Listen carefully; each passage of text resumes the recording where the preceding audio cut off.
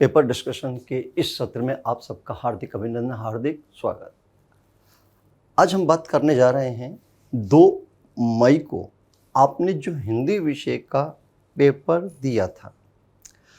अब समय है कि हम अपने किए गए काम का मूल्यांकन स्वयं करें, अर्थात हमें आकलन करना है कि मैंने जो प्रश्न पत्र हल किया है वह मेरी संभावनाओं के अनुकूल है अथवा नहीं।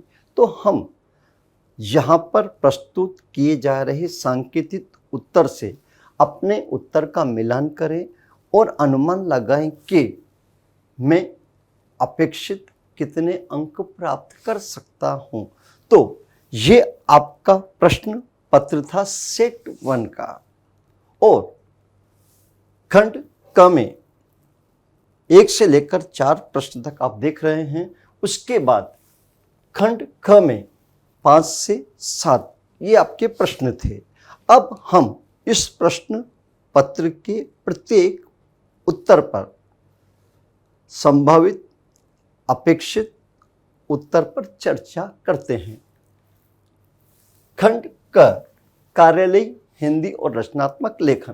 पहला प्रश्न था आपका रचनात्मक लेखन से संबंधित, और इसमें आपको 3 विषय दिए गए थे और 3 विषयों में से आपने अपने लिए कोई एक विकल्प चुना होगा। अगर आपने पहला विकल्प चुना कितना कुछ देती है प्रकृति, तो इसमें आपको बतलाना था कि प्रकृति जो कुछ हमें प्रदत्त करती है, अगर वो सब कुछ न होता तो हमारा जीवन कैसा होता। इसी कल्पना के आधार पर ये रचनात्मक लेखन लिखा जा सकता था।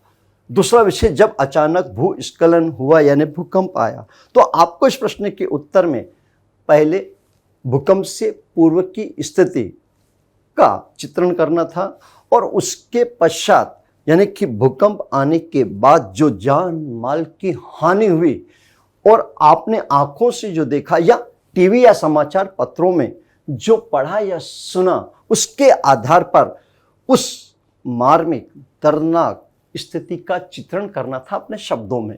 अगर आपने तीसरा विकल्प चुना यानी कि मोबाइल खेल की बढ़ती लत या प्रवृत्ति, तो इस प्रश्न के उत्तर में आपको बतलाना था कि किस प्रकार से ये वीडियो गेम बच्चों की कोमल मानसिकता पर बुरा प्रभाव डाल रहे हैं, किस प्रकार से उनके व्यवहार में परिवर्तन आ रहा है, किस प्रकार से वे अपनी पढ़ाई से दूर होते जा रहे हैं और किस प्रकार से आपराधिक प्रवृत्ति के होते जा रहे हैं। इन बिंदुओं के आधार पर आपको ये लेख तैयार करना था। दूसरा प्रश्न जो पत्र से संबंधित था, इस प्रश्न के उत्तर में आपको किसको पत्र लिखना था? समाचार पत्र के संपादक को। किस विषय पर लिखना था? कि ग्रामीण क्षेत्र में उच्च शिक्षण के अभाव का उल्लेख करने के लिए।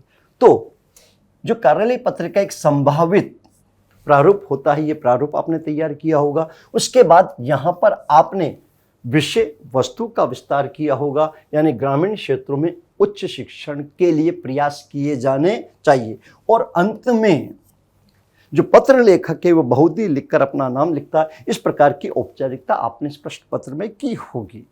दूसरा प्रश्न जो अथवा के रूप में था, यहाँ पर भी इस प्रश्न के उत्तर में आपको बतलाना था कि आपकी मॉल में स्कूटी खो गई है। आप जब पुलिस स्टेशन पहुंचे तो थाना अधिकारी ने आपकी रिपोर्ट लिखने से मना कर दिया, तो आपने उस क्षेत्र के पुलिस उपायुक्त अथवा अधीक्षक को आपको पत्र लिखना था।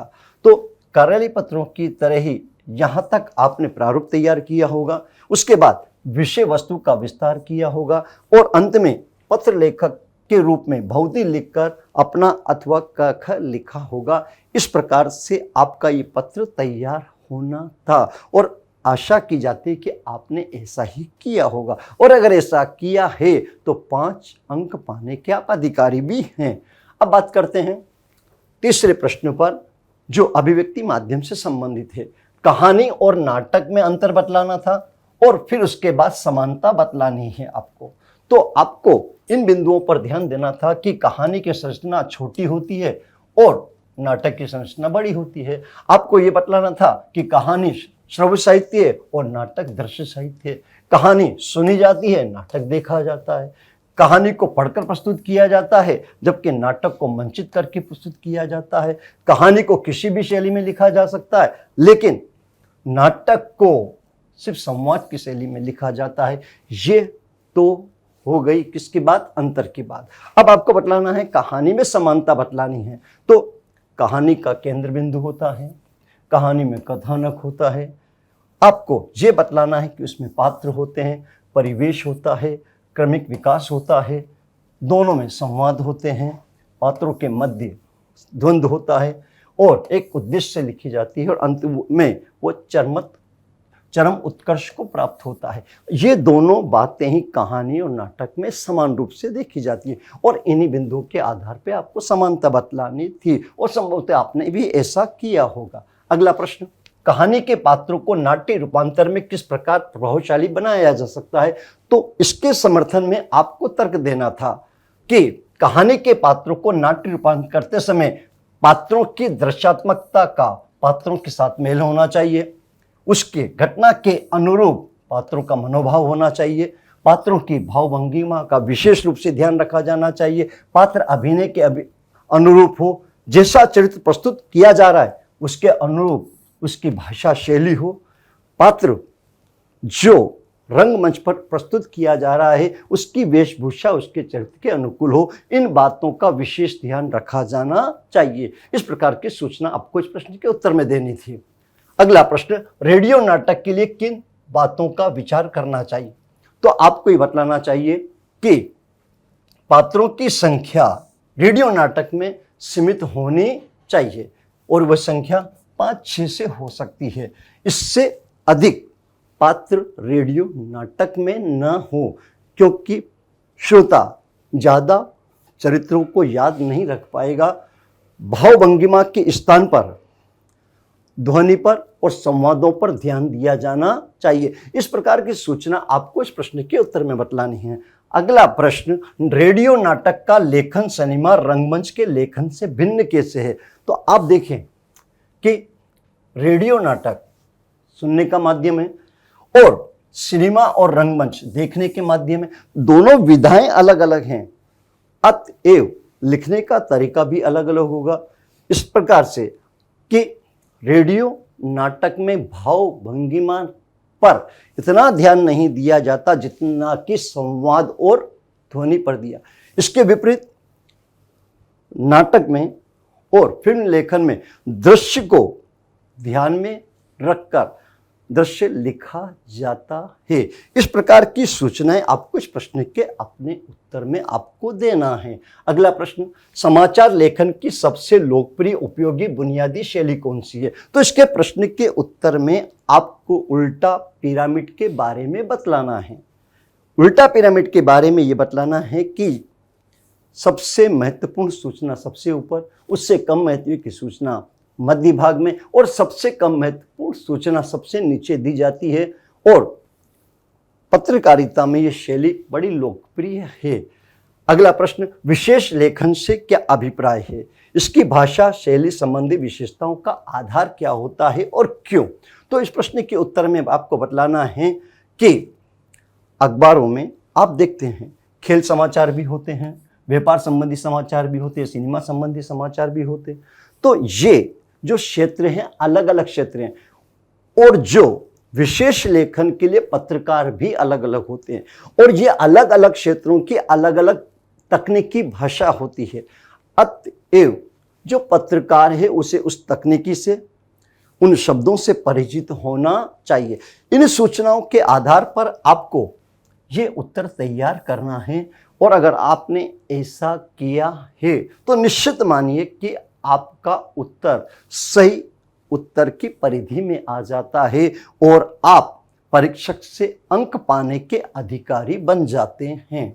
अगला प्रश्न, बीट रिपोर्टर बनने के लिए क्या क्या तैयारी करनी पड़ती है? बीट रिपोर्टर वही जिसके बारे में हम विशेष लेखन के बारे में बात कर रहे थे, उसी प्रकार का होता है। आप देखें, बीट रिपोर्टिंग का अर्थ होता है रिपोर्टर जिसकी रुचि किसी विशेष मुद्दे में होती है। वह खेल का क्षेत्र हो सकता है, वह सिनेमा हो सकता है, वह राजनीति हो सकती है। और बीट रिपोर्टर बनने के लिए गहन अध्ययन की आवश्यकता होती है। बीट रिपोर्टर को अपने स्रोतों से शीघ्र संपर्क करना पड़ता है।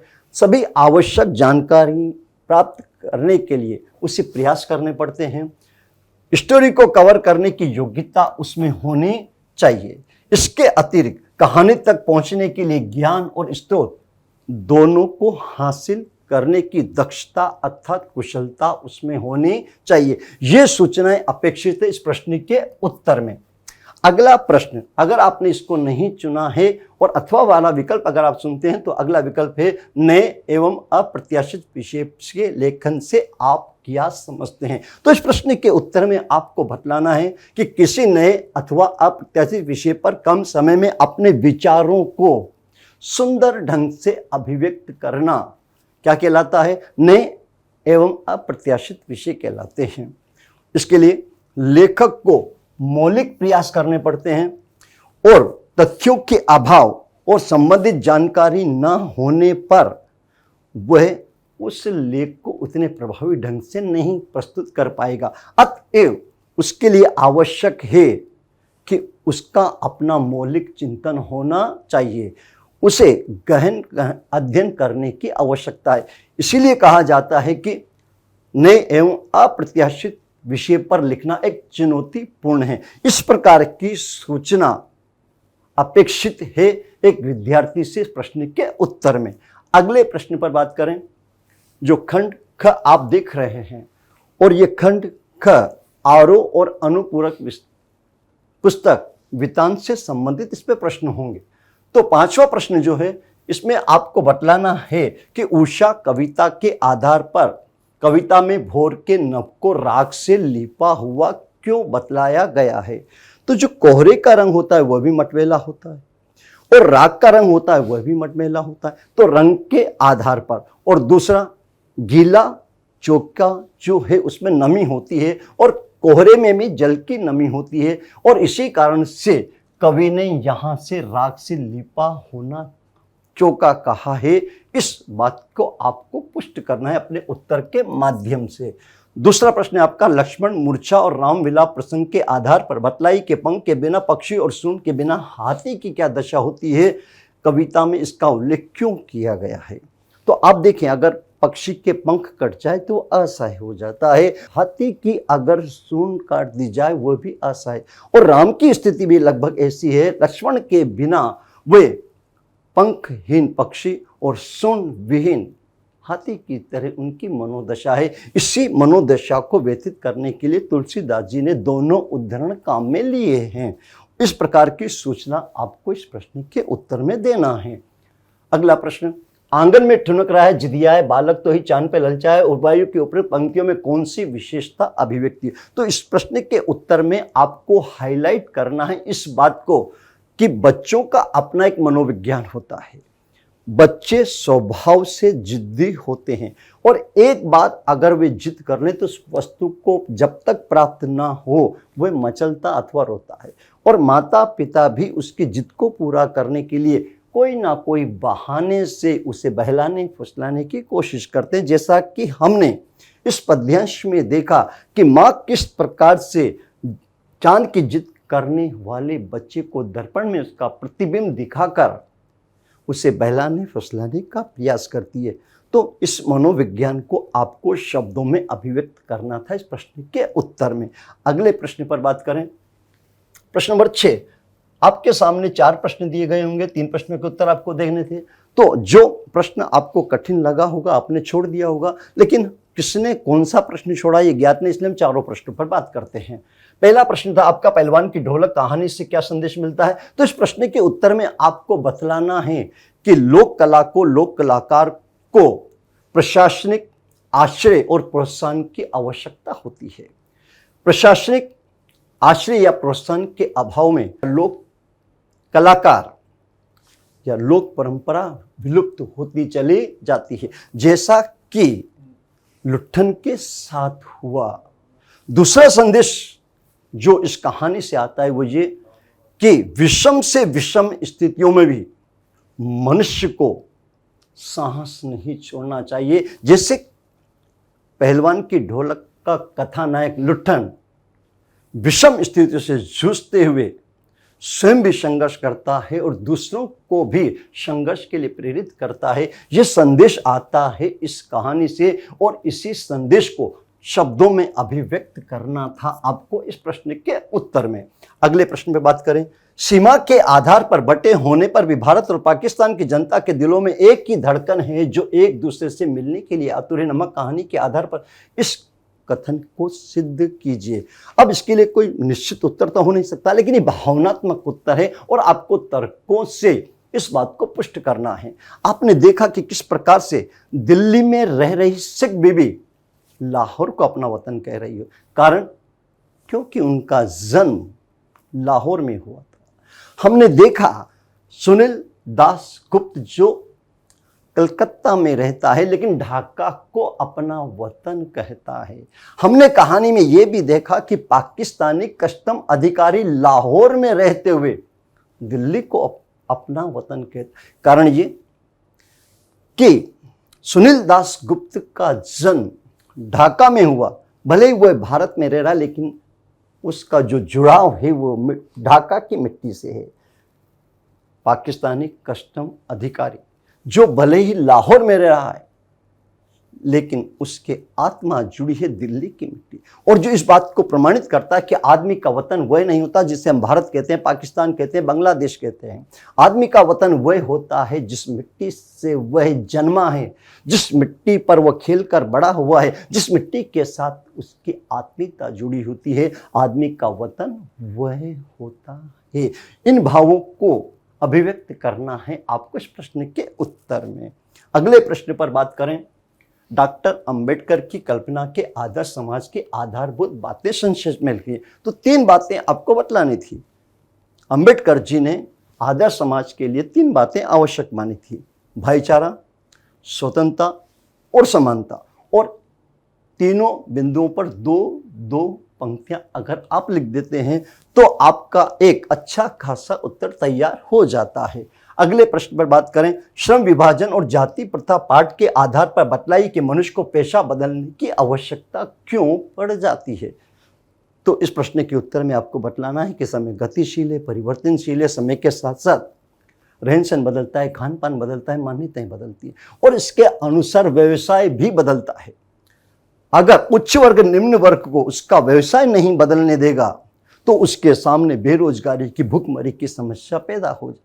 अतएव आवश्यक है कि परिवर्तित समय के साथ उसे अपना पेशा बदलना पड़ेगा जीवन जीने के लिए, और अगर उसे ऐसा करने से रोका गया तो वह भूखों मरेगा या बेरोजगार रहेगा या आपराधिक कृत्य करेगा। इस प्रकार की संभावना व्यक्त की है अंबेडकर जी ने अपने पाठ में। लेकिन आपको इस आधार पर अपना उत्तर पुष्ट करना है।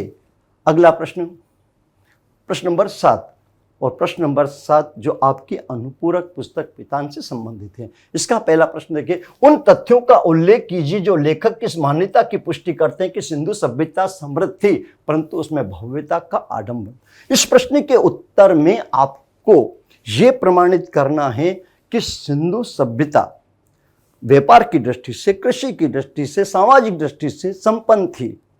और खुदाई में जो सामान मिला आपने देखा कि नरेश का जो मुकुट है वह भी छोटा था, नावें भी छोटी थी, लेकिन जितनी भी चीजें हैं सब कलात्मक थी, सुंदर थी। तो इससे यह निष्कर्ष निकाला जा सकता है कि सिंधु सभ्यता के लोग दिखावे में विश्वास नहीं करते थे और इस प्रकार का आडंबर उस सभ्यता में देखने को नहीं मिलता है। इस प्रकार का संकेत आपके उत्तर में परिलक्षित होना चाहिए था और आपने संभवतः ऐसा किया होगा, और ऐसा किया है तो इस बात का इंश्योरेंस हो जाता है कि आप अच्छे अंक पाने के अधिकारी हैं। अगले प्रश्न पे बात करें।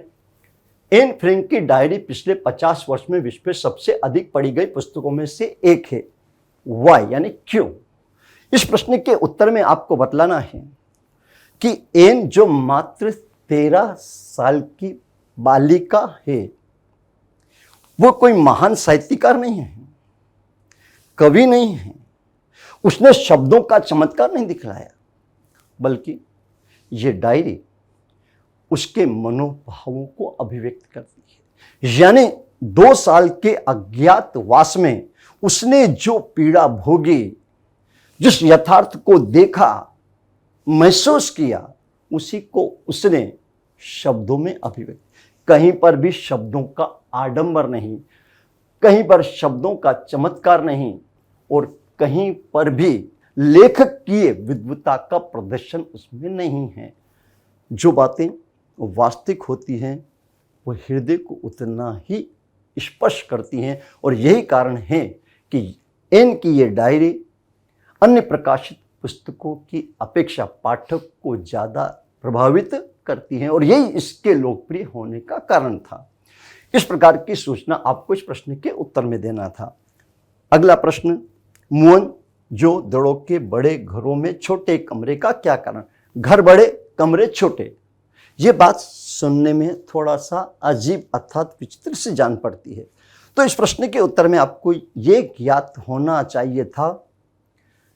प्रारंभ में, पाठ के प्रारंभ में लेखक ने सूचना दी कि मोहन जो दड़ो जो है वो टीलों पर बसा हुआ था, और ये टीले जो हैं प्राकृतिक नहीं थे, मानव निर्मित थे।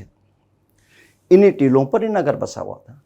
समय के साथ साथ आबादी बढ़ती गई होगी और रहने की समस्या उत्पन्न हुई होगी, तो लोगों ने जो बड़े घर थे उन्हें छोटे कमरों में विभाजित कर दिया हो, और यही कारण है कि घर बड़े होते हुए कमरे छोटे थे। इस अनुमान को आपको अपने उत्तर में प्रदर्शित करना था, और इससे आपका उत्तर पुष्ट हो जाता है। इस प्रकार से हम अब अगले प्रश्न पर बात करें। एन की डायरी उसकी निजी भावनात्मक उथल पुथल का दस्तावेज भी है, इस कथन की विवेचना कीजिए। इस प्रश्न के उत्तर में आपको बतलाना है कि बच्चों का भी अपना एक सेल्फ रेस्पेक्ट अर्थात आत्मसम्मान होता है। बच्चा भी इंसल्ट महसूस करता अर्थात अपमान महसूस करता है। बच्चे की भी अपनी कुछ अपेक्षाएं होती हैं। बच्चा कुछ कहना चाहता है, वो चाहता है कोई हो जो उसके मनोभावों को सुन सके। और हमने देखा कि एन को ये सारे अवसर प्राप्त, सबसे छोटी होने के कारण उसकी उपेक्षा की गई, उससे अपमानित किया गया, और जो कुछ उसने महसूस किया, जिस अपमान को, जिस उपेक्षा को, जिस अकेलेपन की पीड़ा को, वो उसने अपनी डायरी में अभिव्यक्त किया। और इसलिए कहा जा सकता है कि ये उसके निजी भावनात्मक उथल पुथल का दस्तावेज भी है। इस प्रकार की सूचना अथवा तर्क देकर आप अपना ये उत्तर प्रभावी बना सकते थे, और संभवतः आपने ऐसा किया होगा। तो इस प्रकार से हमने पूरे प्रश्न पत्र पर संक्षिप्त रूप में चर्चा की। आशा है आपने ऐसा ही किया होगा। आपके उज्जवल भविष्य की शुभकामना के साथ कि आप परीक्षा में अच्छे अंकों से उत्तीर्ण हो और अपना भविष्य बेहतर बनाएं, ऐसी आपके लिए शुभकामनाएं।